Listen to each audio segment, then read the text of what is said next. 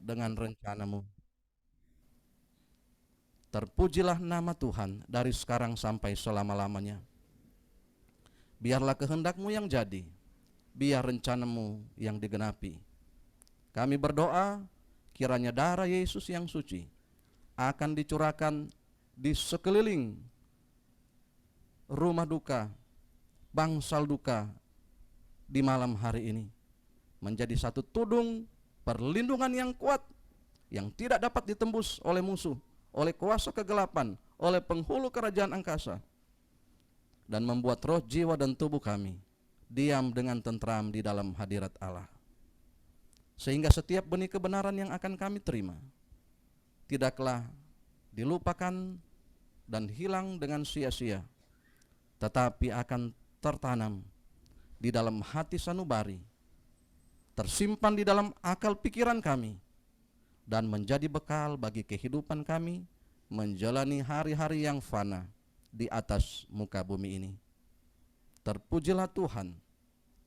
Di dalam nama Tuhan Yesus Kristus kami berdoa dan menyambut kebenaran firman Tuhan. Haleluya.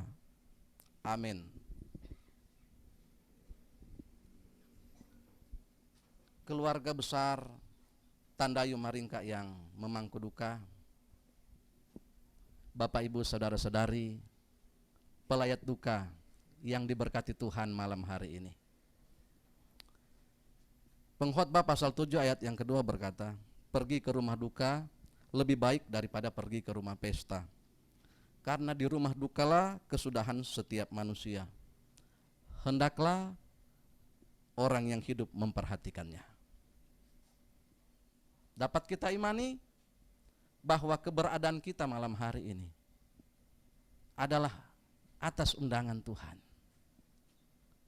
Kita bisa menyaksikan akhir dari kehidupan manusia.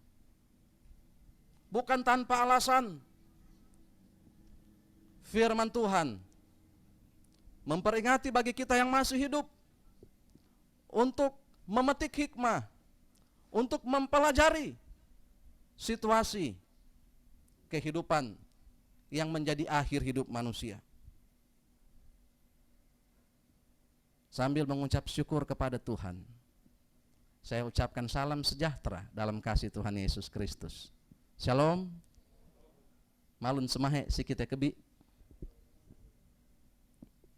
Maranatha. Saya senang menggunakan ungkapan Maranatha. Itu adalah salam gereja dari abad pertama sampai abad ketiga. Artinya Tuhan datang. Nanti memasuki abad keempat Masehi, ketika gereja Tuhan diterima menjadi agama negara dari Kekaisaran Romawi, maka salam Maranatha diganti dengan Shalom. Kenapa orang percaya pada abad mula-mula lebih senang menggunakan salam pertemuan dan perpisahan dengan kata Maranatha? Sebab mereka selalu dibawa kepada pemikiran bahwa Tuhan bisa datang kapan saja. Beratus-ratus tahun yang lampau sampai hari ini, nubuat yang disampaikan oleh banyak hamba Tuhan dari generasi ke generasi berusaha membangunkan manusia yang hidup di dunia ini bahwa Tuhan akan segera datang. Sekalipun mungkin kedatangan Tuhan secara universal tidak ada yang tahu kapan dan bagaimana proses terjadinya. Tapi tanda-tanda alam melalui bencana dan perubahan-perubahan yang tidak dapat diprediksi semakin banyak terjadi. Tetapi parousia atau kedatangan Tuhan secara pribadi bisa menyapa kita kapan saja dan di mana saja. Apakah kita siap? Apakah kita yakin kalau malam hari ini nama saya akan dipanggil oleh Tuhan? Nama saya akan dipanggil oleh Tuhan. Betapa indahnya pengharapan kita orang percaya menantikan panggilan dari Tuhan untuk beralih dari kehidupan dunia yang penuh dengan air mata, penderitaan, berpindah kepada kehidupan yang kekal di surga. Malam hari ini saya mengutip dari kitab Perjanjian Baru, Wahyu pasal 14 ayatnya yang ke-13.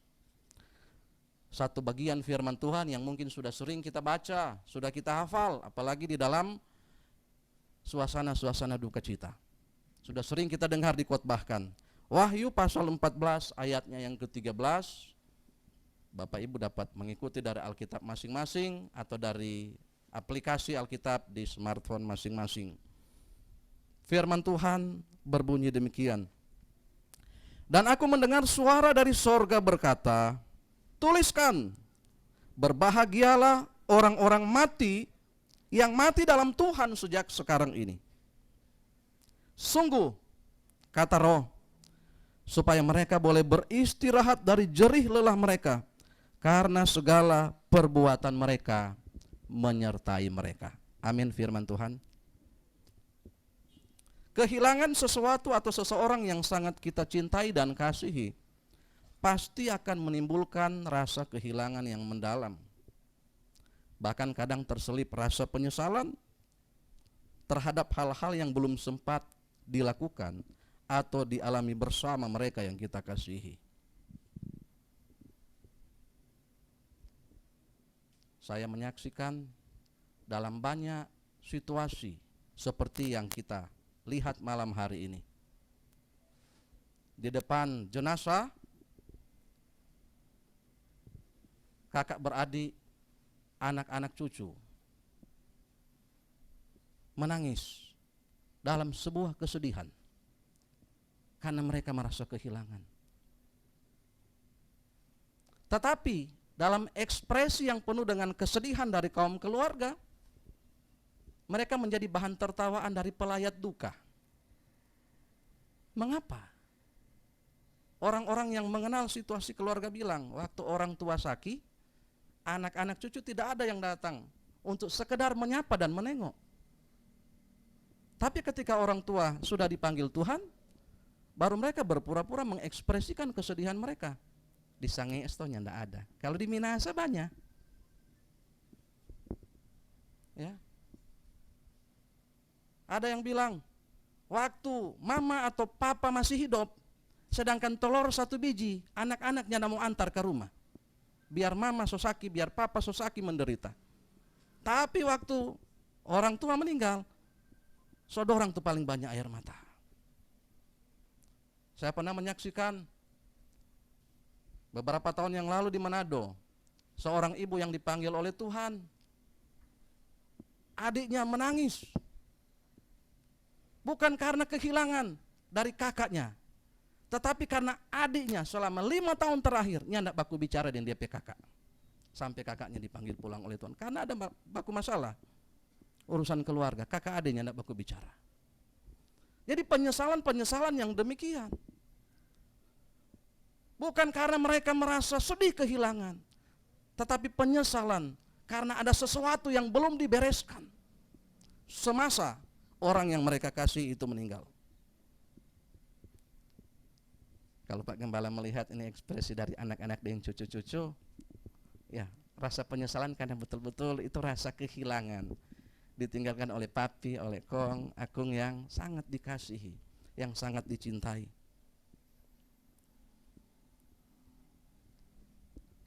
Ada banyak kisah, ada banyak kenangan, ada banyak waktu yang dilalui bersama dengan Bapak Hok Tandayu. Kalau orang di Minahasa Utara, selama peti jenazah belum dikuburkan, belum diizinkan menyebut almarhum. Kalau almarhum artinya tidak dilihat lagi. Jadi kalau masih suasana duka, masih upacara pemakaman, masih disapa dengan bapak atau ibu yang meninggal. Nah, keluarga yang memangku duka, jemaat Tuhan, pelayat duka yang dikasihi oleh Tuhan. Kematian adalah pasti, sekalipun mengenai kapan dan bagaimana itu adalah rahasia Tuhan. Sekalipun demikian, ada juga orang-orang tertentu yang merencanakan kematian mereka. dengan jalan bunuh diri. Ya, mungkin kita pernah mendengar kasus-kasus di mana orang-orang yang mengakhiri hidup mereka sendiri secara tragis. Alasannya bisa bermacam-macam. Ada yang bunuh diri karena ingin mempertahankan kehormatan mereka. Ada juga yang bunuh diri karena mungkin tidak sanggup menghadapi pergumulan. Namun ada juga mungkin yang merasa bahwa kehidupan mereka selama di dunia ini begitu sia-sia. Voltaire, seorang penulis dan filsuf Prancis yang sangat terkenal pada abad pertengahan, sepanjang hidupnya menolak kekristenan. Menjelang kematiannya dia berkata, aku ini ditinggalkan oleh Allah dan manusia, aku akan masuk ke dalam neraka. Thomas Hobbes, filsuf Inggris abad pertengahan, seorang ateis yang terkenal sebelum meninggal, dia berkata, aku mengambil suatu loncatan yang mengerikan ke dalam kegelapan.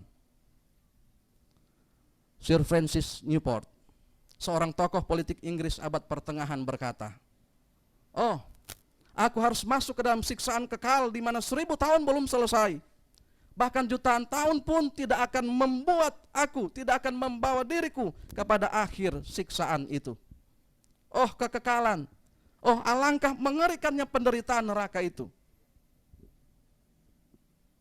Tetapi bagi orang-orang yang hidup saleh, Dwight L. Moody, seorang tokoh kebangunan rohani gelombang ketiga dari Amerika Serikat, menjelang akhir hayatnya dia berkata, ini benar-benar mulia. Bumi menjadi pudar dan sorga terbuka. Allah memanggil aku. John A. Lead, seorang pengarang, ahli sejarah, penulis lagu dan pengkhotbah pada abad ke-19 dari Inggris berkata, apakah ini yang disebut dengan kematian? Ini jauh lebih indah daripada kehidupan. Katakan kepada semua orang bahwa aku mati dengan penuh kebahagiaan di dalam Yesus.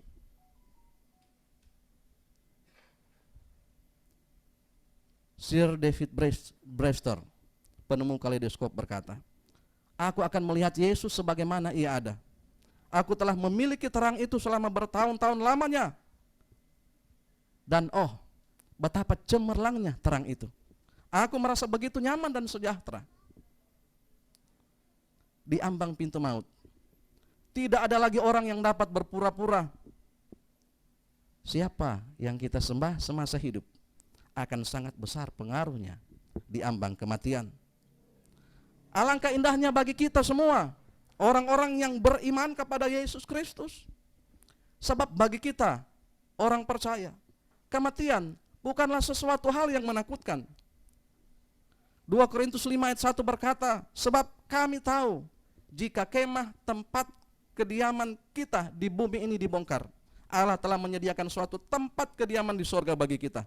Suatu tempat kediaman di sorga yang kekal, yang tidak dibuat oleh tangan manusia. Ini merupakan pengharapan yang indah. Semasa kita hidup, Tuhan sedang mempersiapkan sebuah rumah yang kekal di sorga. Dalam terjemahan bahasa Inggris, rumah di sorga itu bukan house, rumah biasa. Bukan place, sekedar istana, seperti istana presiden atau istana kekaisaran. Tetapi mansion, rumah mewah. Lebih mewah dari kondominium ya, ukuran mansion itu. Nah bayangkan, kalau di dalam angan-angan kita selalu mengharapkan sorga. Orang yang mengharapkan sorga, itu akan dapat mahkota. Tetapi seandainya kita disuruh memilih antara kehidupan dan kematian, Pak Gembala yakin orang lebih senang memilih kehidupan. Kalau boleh hidup selama-lamanya. Tetapi berita buruknya, tidak seorang pun yang dapat menghindar dari kematian. Kita ada di dalam jalur antrian. Sehingga kita siap atau tidak siap, suka atau tidak suka. Ketika kematian datang menyapa, orang yang tidak bisa bilang, tunggu dulu, kasih dulu yang lain pegiliran.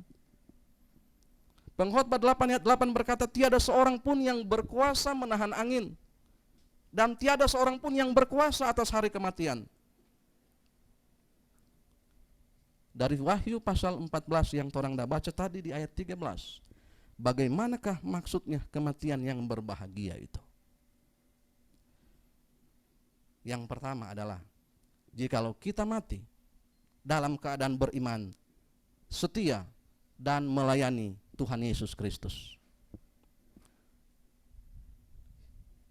Di dalam Yeskiel 33 ayat 13, kalau nggak salah ingat, firman dalam ayat itu berkata, kalau orang benar ini, dia berbuat dosa, belum sempat bertobat kong dia mati, dia masuk neraka. Nggak heran kalau Tuhan Yesus bilang, berusahalah masuk ke dalam pintu yang sempit, yang susah. Lebar jalan menuju neraka, kebinasaan, tetapi sempit jalan menuju sorga, dan sedikit orang yang memilih untuk berani lewat.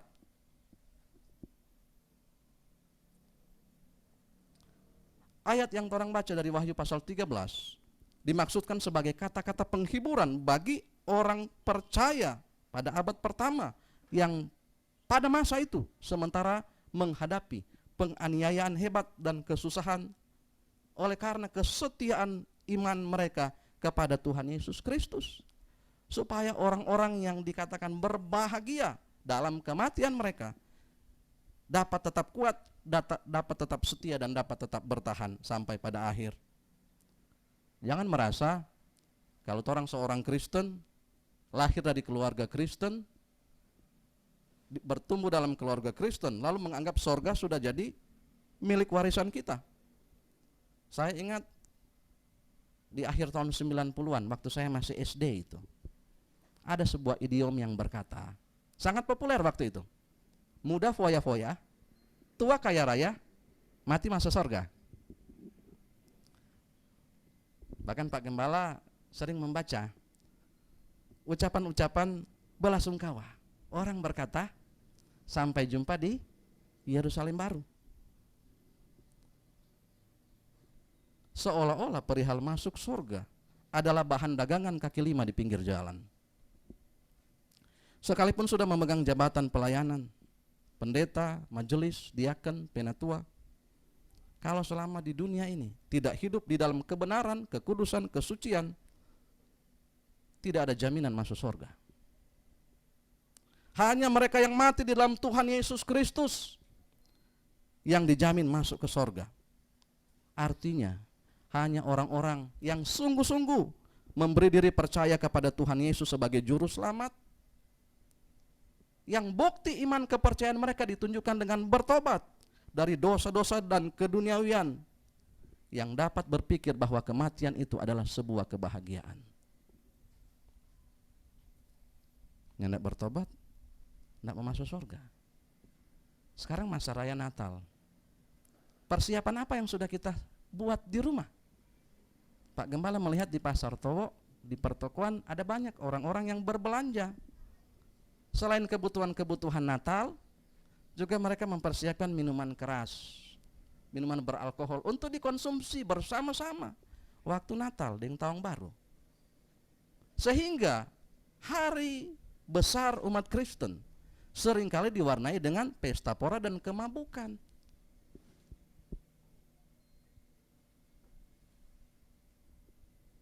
Apakah itu satu sikap yang mempermuliakan Tuhan? Berapa banyak orang Kristen yang nanti baku minta maaf, mohon maaf lahir dan batin pada hari Natal. Habis tanggal 1 Januari so baku marah ulang.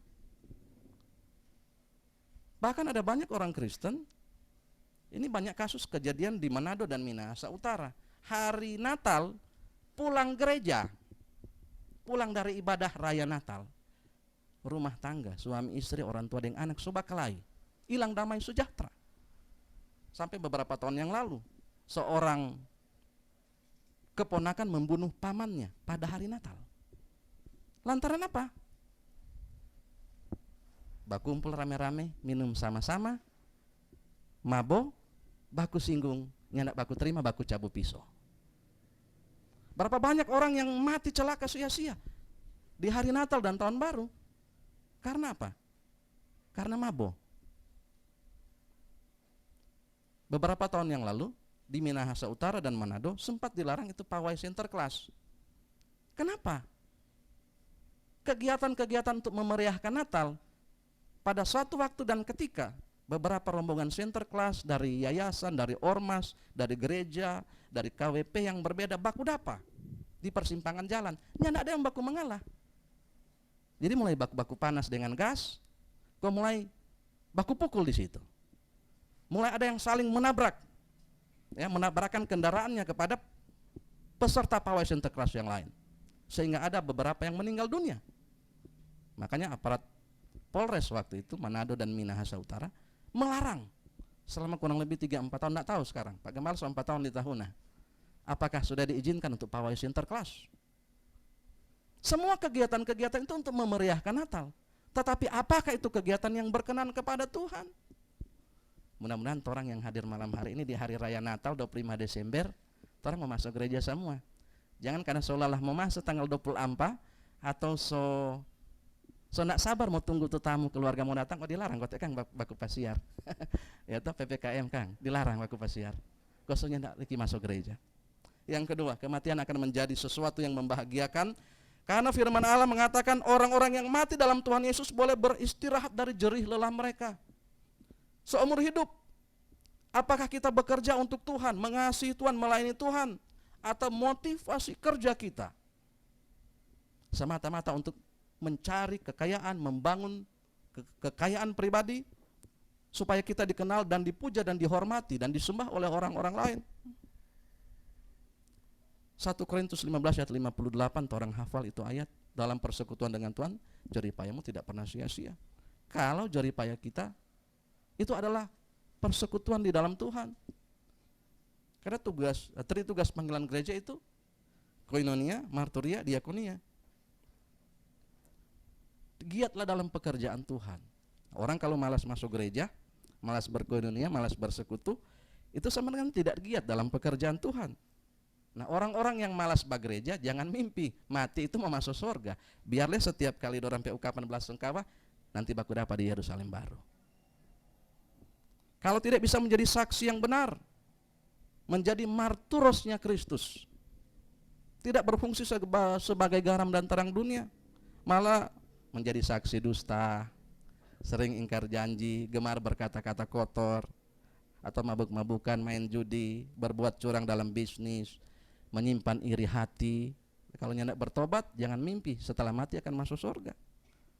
Nah, begitupun kalau misalnya dalam urusan berdiakonia, ada banyak orang-orang Kristen yang kikir, yang pelit, yang kuncudo, yang tidak berdiakonia. 1 Korintus 6 ayat 10. Orang-orang begitu hendak mau masuk surga. Kadang Pak Gembala sudi melihat kalau berjalan di pasar Towo, ada tuh sayur-sayur yang masih satu karung, setengah karung, setengah busuk, dibuang ke tempat sampah.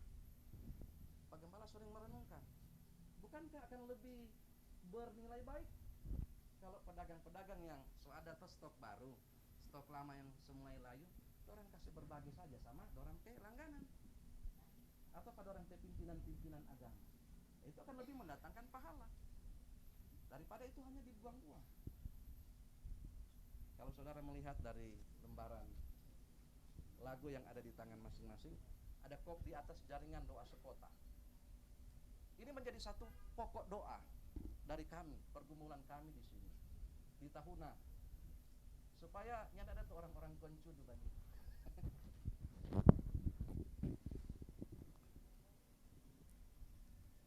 Apapun profesi yang kita tekuni, semua yang kita kerjakan, mari lakukan seperti untuk Tuhan dan bukan untuk manusia. Jangan mencari hormat dan penghargaan dari manusia, tetapi kejarlah perkenanan Tuhan. Alangkah indahnya ketika kita tahu bahwa sama dengan Tuhan ada bilang tentang Daud, Kisah Para Rasul 13 ayat 22, aku telah mendapat seorang yang berkenan di hatiku. Luar biasa kalau malam hari ini ada suara Roh Kudus bicara di dalam hati kita masing-masing. Engkau adalah anakku yang memperkenankan hatiku. Jadi kehidupan seorang pengikut Kristus bukanlah kehidupan yang santai-santai saja, yang menuruti hawa nafsu, kehendak pribadi.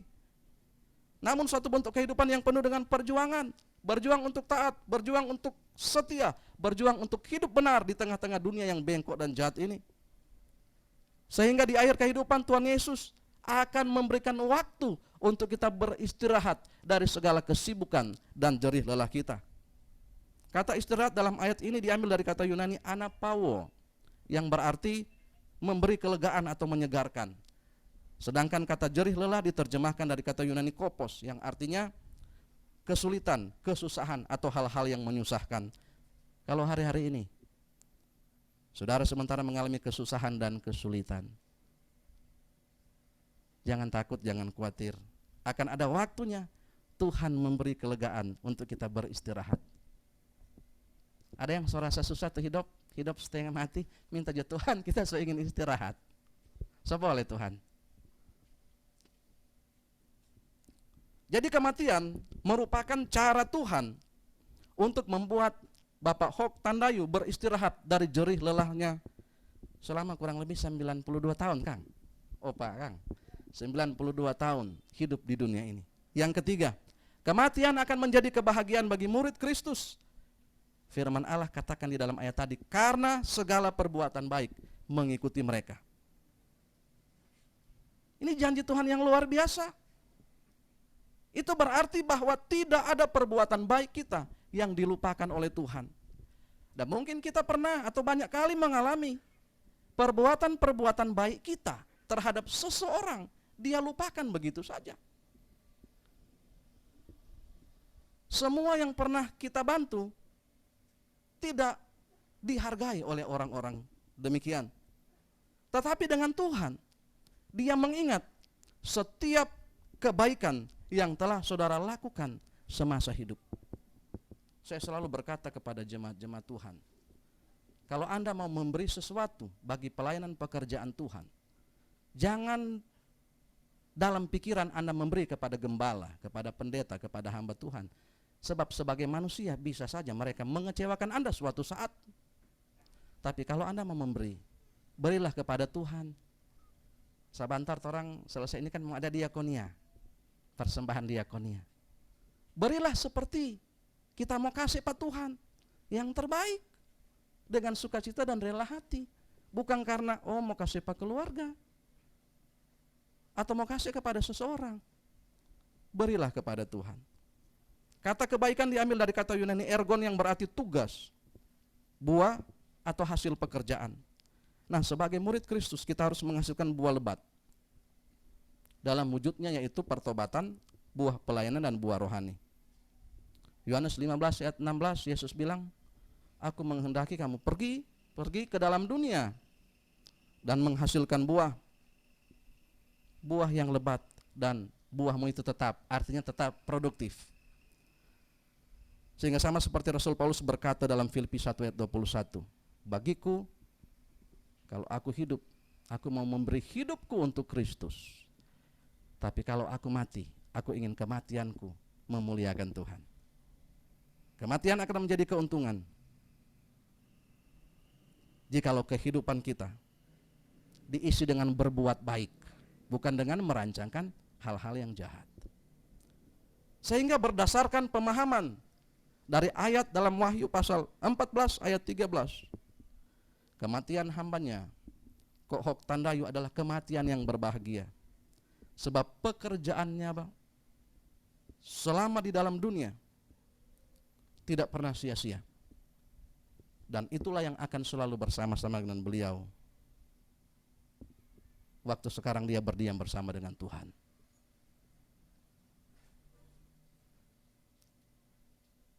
Ada satu ungkapan yang berkata bahwa mereka yang meninggalkan kita tidak benar-benar mati.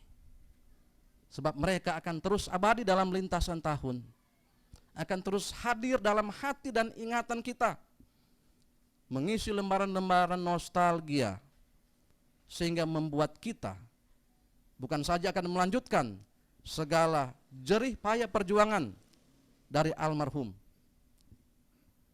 dari hambanya Kok Hok Tandayu, tetapi kita juga akan meneladani perjuangan imannya semasa dia hidup. Dari anak-anak yang pernah berbicara dengan Pak Gembala bilang, opa atau papi selama hidupnya dia selalu setia berbakti. Ya, di masa-masa tuanya ketika dia harus banyak duduk di kursi roda, dia tetap berusaha untuk minta diantar ke gereja. Ini menjadi satu teladan iman yang baik yang ditinggalkan bagi anak cucu Cece dan bagi kita semua. Tuhan Yesus senantiasa melimpahkan penghiburan dan kekuatan bagi keluarga besar Tandayu Maringka yang berpayung duka, dan bagi kita sekalian, sahabat Handetolan Kenalan. Tuhan Yesus memberkati. Kita boleh menutup Alkitab kita atau menutup aplikasi Alkitab kita. Bersamamu Bapa, ku lewati semua. Haleluya. Mari kita tunduk menghadap Tuhan.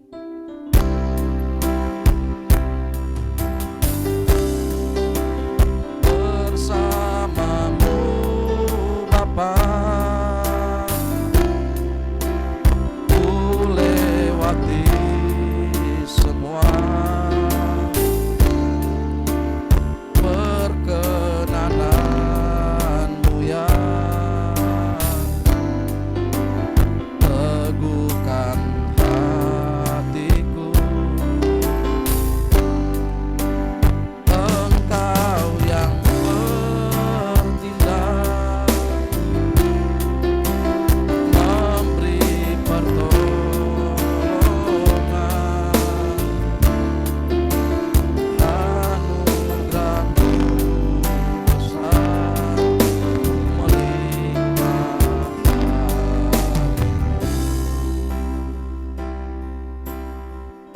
Malam hari ini kita telah disapa oleh kebenaran firman Tuhan. Ada 3 prinsip kebenaran yang membekali kehidupan kita untuk mempersiapkan kita menyambut hari kematian, di saat mana Tuhan izinkan kita mengalaminya. Biarlah kehidupan kita mulai malam hari ini membangun satu komitmen yang baru dengan Tuhan, untuk kita mau memberi hidup sungguh-sungguh mengasihi dan melayani Tuhan.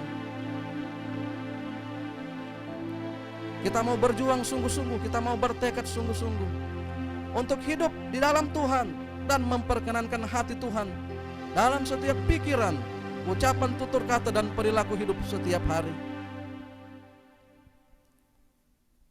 Sehingga kapan Tuhan izinkan kita beristirahat, kita punya keyakinan iman bahwa kita akan tinggal bersama-sama dengan Tuhan.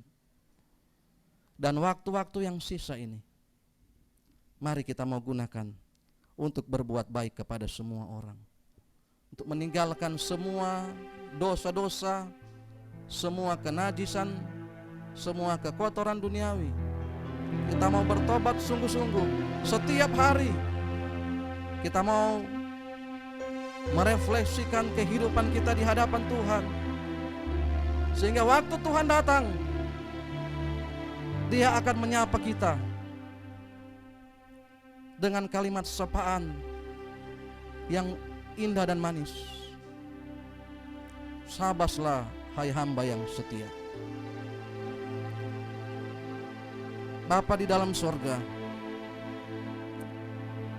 meteraikan firman-Mu di dalam hati sanubari kami masing-masing. Tolonglah kami untuk menjadi pelaku-pelaku firman, menjadi berkat bagi semua orang, supaya cahaya kemuliaan yang berasal dari-Mu akan dapat kami pancarkan kepada dunia yang gelap. Kami menjadi terang, kami menjadi garam dunia, kami menjadi saksi Tuhan yang setia dan benar. Kami senantiasa hidup di dalam Tuhan. Kami terus menopang keluarga besar Tandayu Maringka, supaya penghiburan, kekuatan, dan kesehatan akan selalu menjadi bagian dari anak-anak, cucu-cucu, dan cece-cece yang sedang berpayung duka. Sepeninggal dari papi mereka, Kong, Akung, biarlah keluarga besar ini, saudara bersaudara, akan tetap setia di dalam iman, akan tetap hidup saling mengasihi, akan tetap teguh di dalam pengharapan akan kebangkitan di masa depan yang penuh dengan bahagia bersama dengan Tuhan Yesus. Pegang erat tangan kehidupan mereka Tuhan. Mereka membutuhkan Engkau di masa-masa sulit ini, menghadapi rasa kehilangan. Biarlah kiranya kasih Tuhan membungkus mereka sempurna seutuhnya. Kami berdoa buat upacara dan ibadah pemakaman yang direncanakan akan dilangsungkan besok hari.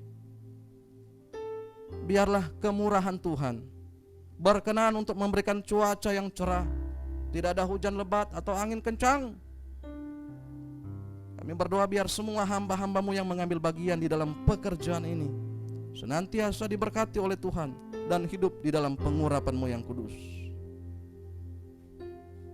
Bapa, kami juga terus bersyafaat bagi pemerintah bangsa dan negara kami di masa raya Natal dan Tahun Baru, menghadapi pandemi COVID-19 yang belum berakhir. Bahkan di beberapa daerah mengalami bencana letusan Gunung Semeru, Gunung Merapi, gempa bumi di Flores dan sekitarnya. Ada begitu banyak kesukaran dan kesulitan yang terjadi di dunia ini. Biar semuanya itu membuat kami berawas-awas dan waspada bahwa kedatangan Tuhan semakin dekat. Dan kami juga terus berdoa bagi saudara-saudara kami yang terdampak bencana alam ini, supaya Tuhan menghiburkan hati mereka. Di dalam kebutuhan mereka akan berbagai fasilitas penunjang hidup, kiranya Tuhan akan menolong pemerintah bangsa negara kami, semua relawan yang berkenan hati untuk menolong para korban bencana ini, supaya kebutuhan setiap hari dapat mereka terima dengan mencukupi. Kami berdoa biarlah pemulihan terjadi atas bangsa dan negara kami Indonesia di masa raya Natal Tahun Baru. Tidak ada kekacauan, tidak ada aksi terorisme, peledakan bom di gereja-gereja, sehingga orang-orang yang percaya kepada Tuhan, umat Kristen di Indonesia, dapat merayakan Natal kelahiran Yesus Kristus dalam suasana damai dan penuh dengan sukacita. Demikian kami memohonkan perlindungan bagi Kabupaten Kepulauan Sangihe, baik pemerintah, Bapak Bupati bersama dengan Sekda, anggota DPRD, bersama jajaran pemerintahan di tingkat kecamatan, kelurahan dan kampung, bersama dengan seluruh masyarakat. Biarlah kiranya kami senantiasa berada di dalam perlindungan dan perkenanan Tuhan. Dan hari-hari kehidupan kami yang selanjutnya akan kami baktikan untuk mempermuliakan Tuhan, mengasihi dan menyembah Tuhan. Terima kasih Bapa di dalam sorga. Setelah ini kami juga akan memberikan persembahan diakonia. Biarlah kiranya kami akan memberi persembahan dengan sukacita dan rela hati. Dan semua yang telah kami persembahkan bagi kemuliaan Tuhan, kiranya dapat meringankan beban duka cita yang dialami oleh keluarga. Terpujilah nama Tuhan dari sekarang sampai selama-lamanya. Acara kebaktian penghiburan di malam hari ini yang selanjutnya kami serahkan ke dalam tangan kuasa-Mu. Terpujilah nama-Mu Tuhan, dalam nama Yesus Kristus, Juru Selamat dan Pemilik kehidupan kami. Kami sudah berdoa, bersyukur, dan bersyafaat. Haleluya. Amin. Serahkan kembali kepada pemimpin.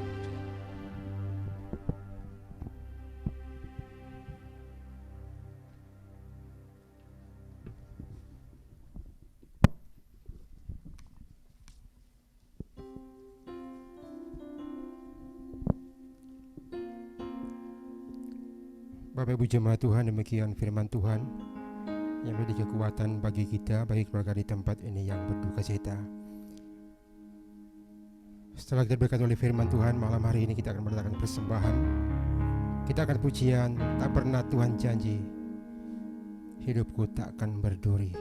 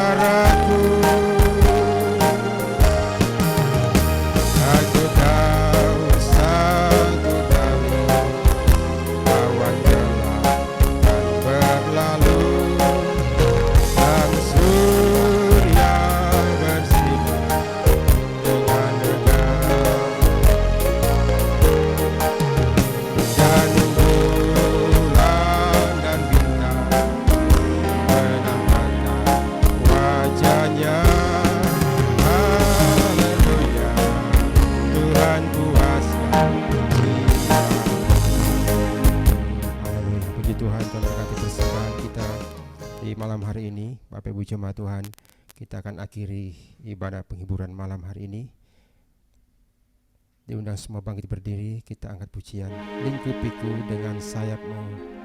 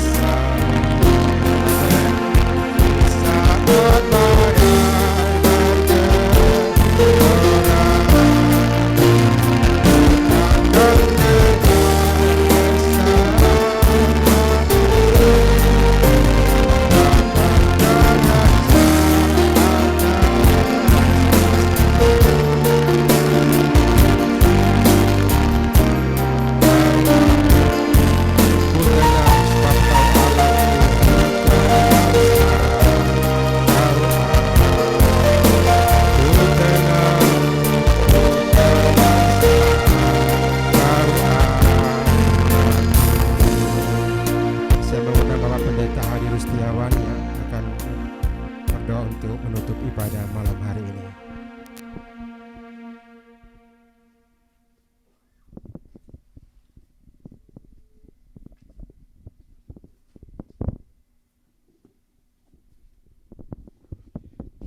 Haleluya, mari kita satu dalam doa.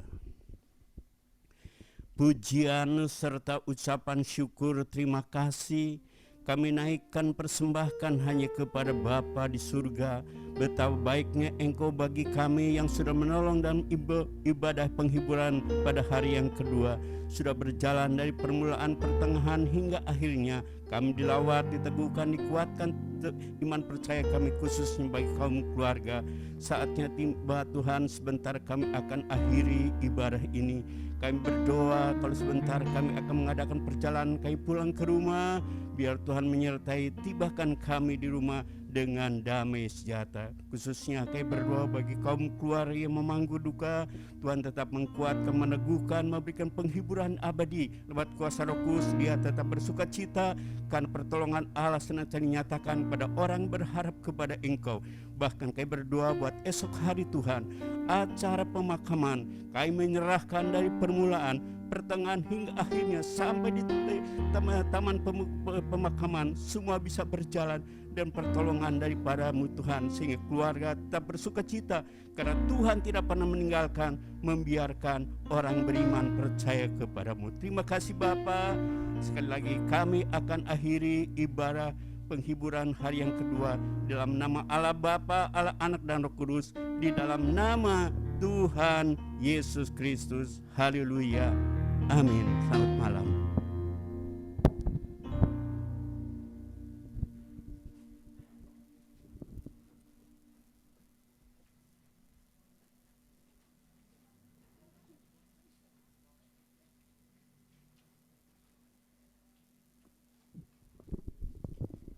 Puji Tuhan, demikianlah ibadah penghiburan malam hari ini.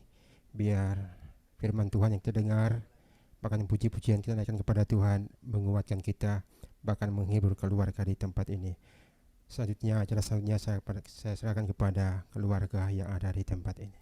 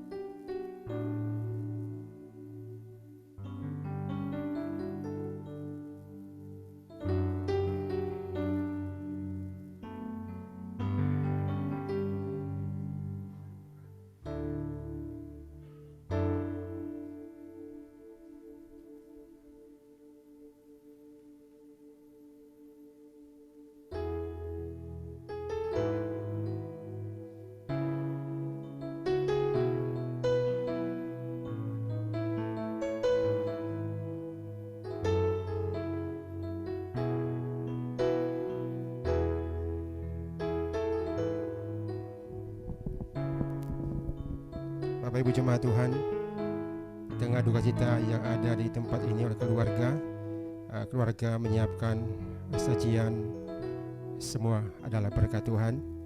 Sebelum kita menikmati, kita akan berdoa. Saya mengundang dengan kasih Ibu Emi Prasetyo, Pendeta Emi Prasetyo yang akan memimpin doa santap pada malam hari ini.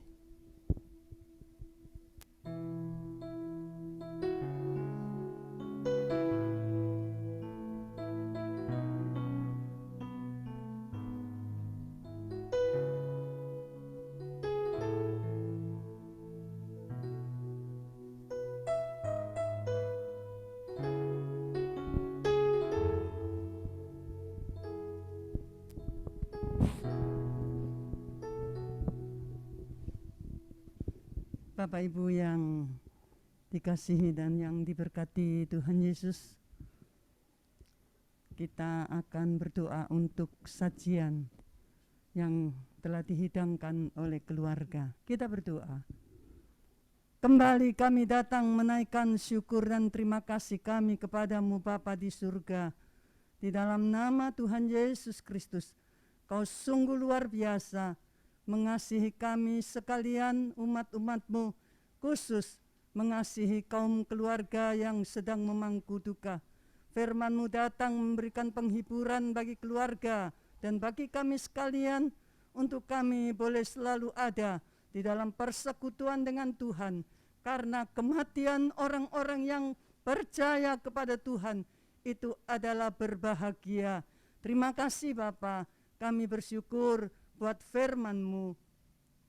Tiba saatnya di tengah-tengah suasana duka, keluarga tidak membiarkan kami dengan begitu saja, namun keluarga telah menyediakan makanan, minuman untuk kami nikmati bersama. Untuk itu sebelum kami mencicipinya, kami mohon berkat-Mu atas makanan minuman yang akan kami nikmati, dan itu akan menjadi kekuatan kembali di dalam tubuh kami masing-masing. Keluarga yang sudah menyediakan diberkati kembali oleh Tuhan, dan bagi tangan-tangan yang sudah mengerjakan diberikan kembali kekuatan dan kesehatan. Terima kasih Bapa Surgawi, kami mengucap syukur. Kami sambut firman, kami sambut makanan dan minuman ini dengan penuh syukur. Dan kami berdoa di dalam nama Tuhan Yesus Kristus. Haleluya. Amin.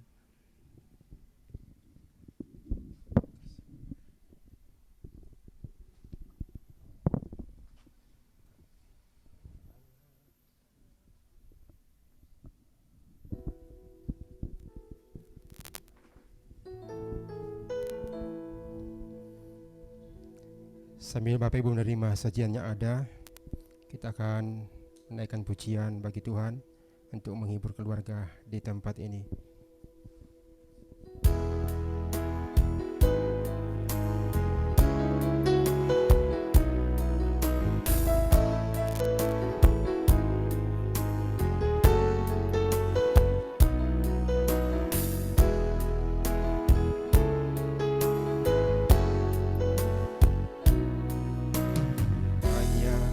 Perkara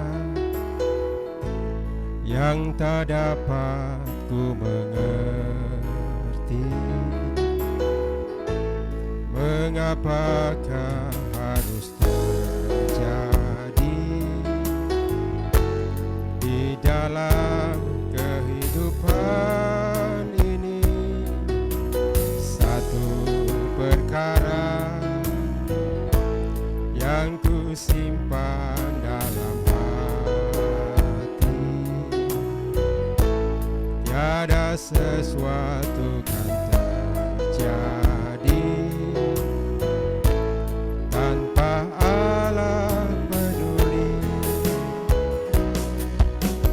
Allah mengerti, Allah peduli segala persoalan.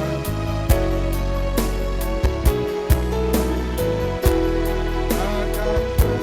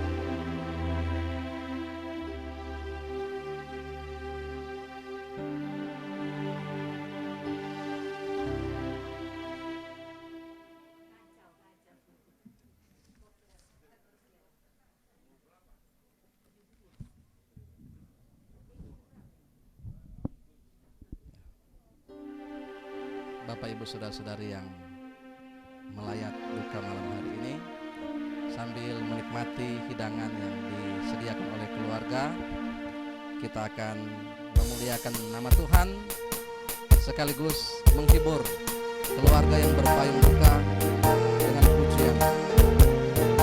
Mungkin kalau ada Bapak Ibu juga yang dengan senang hati setelah ini mau menyumbang satu pujian, memuliakan Tuhan sambil menghibur keluarga, boleh bersiap-siap.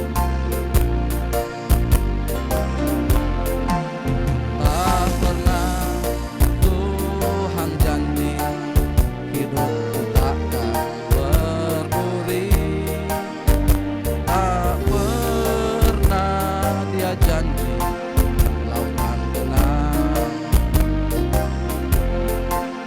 tetapi Dia berjanji kan selalu sertaku dan menuntun jalan hidupku selalu.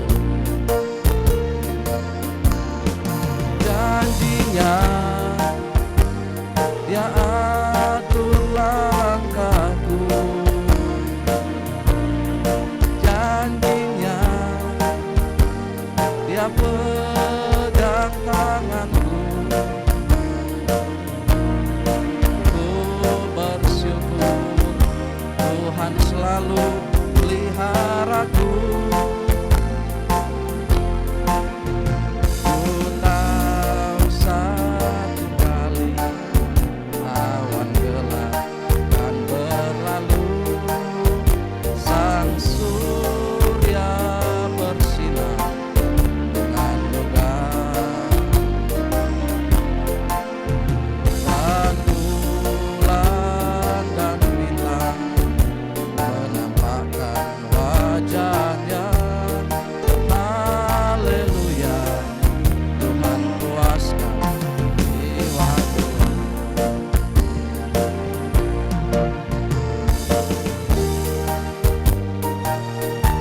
Sebagai orang percaya, ada banyak lembah kekelaman yang kita lewati, ada banyak suka duka yang kita alami. Sebagai manusia kita tidak kebal dengan segala kesulitan, kesukaran dan kesusahan. Namun pengharapan kita, Tuhan Allah Immanuel selalu menyertai kita. Bahkan Dia akan memberikan masa depan yang penuh dengan harapan bagi kita sekalian. Oh my Lord, never promise that my life is always smooth. Oh never He promised a single word. What He said He would always be a candle in my life, and He guides me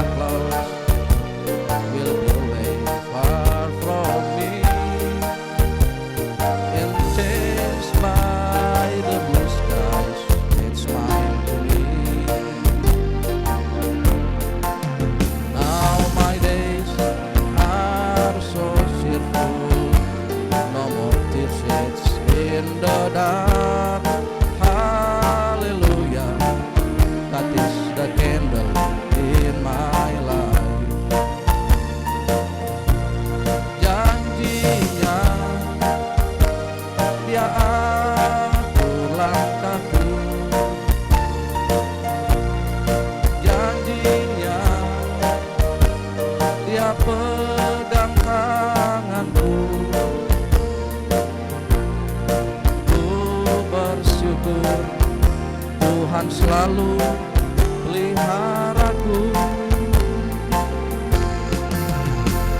Ku tahu satu kali awan gelap kan berlalu, sang surya bersinar dengan megah,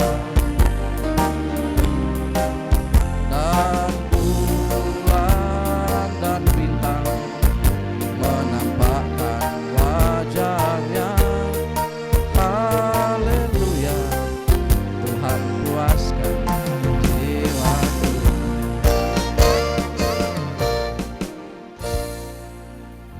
Baik, Bapak Ibu, ada yang mau sumbang lagu ini?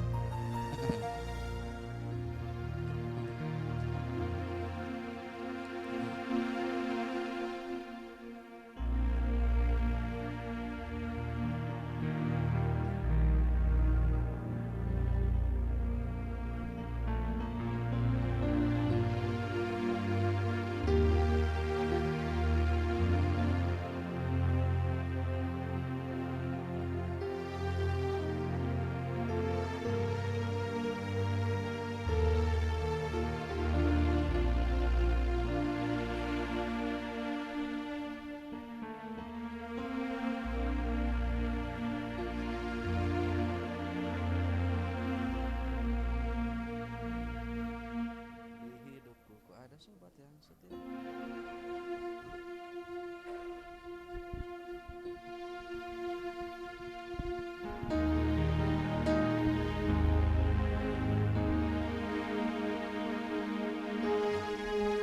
Saya juga mewakili teman-teman pengurus fasilitator jaringan doa sekota Tahuna Kabupaten Kepulauan Sangihe menyampaikan turut belasungkawa kepada kaum keluarga Tandayuh Baringkang.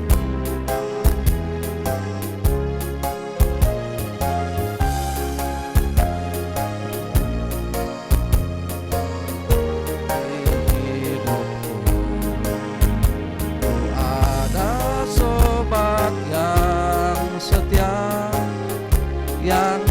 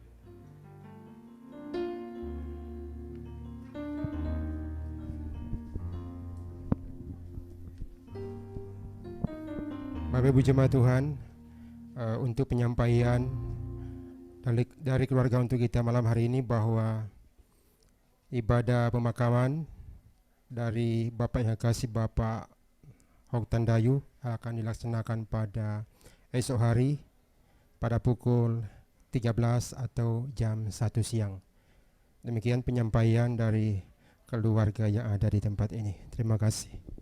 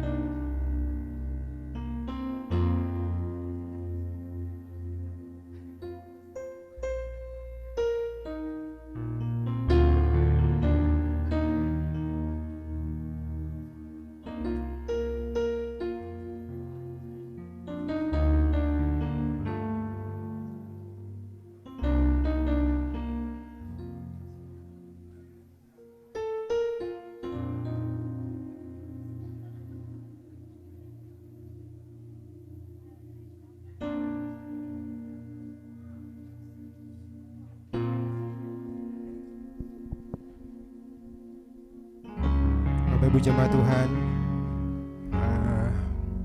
jika ada saudara atau jemaat Tuhan masih ingin bersama-sama dengan keluarga di tempat ini, dipersilakan. Namun kita akan tutup rangkaian ibadah penghiburan malam hari ini. Sebelumnya atas nama keluarga menyampaikan terima kasih kepada kita semua yang boleh ambil bagian dalam ibadah penghiburan malam hari ini. Atas nama keluarga disampaikan terima kasih. Bapak Ibu Jemaat Tuhan, kita akan bangkit berdiri, kita angkat pujian. Terima kasih Tuhan untuk kasih setiamu.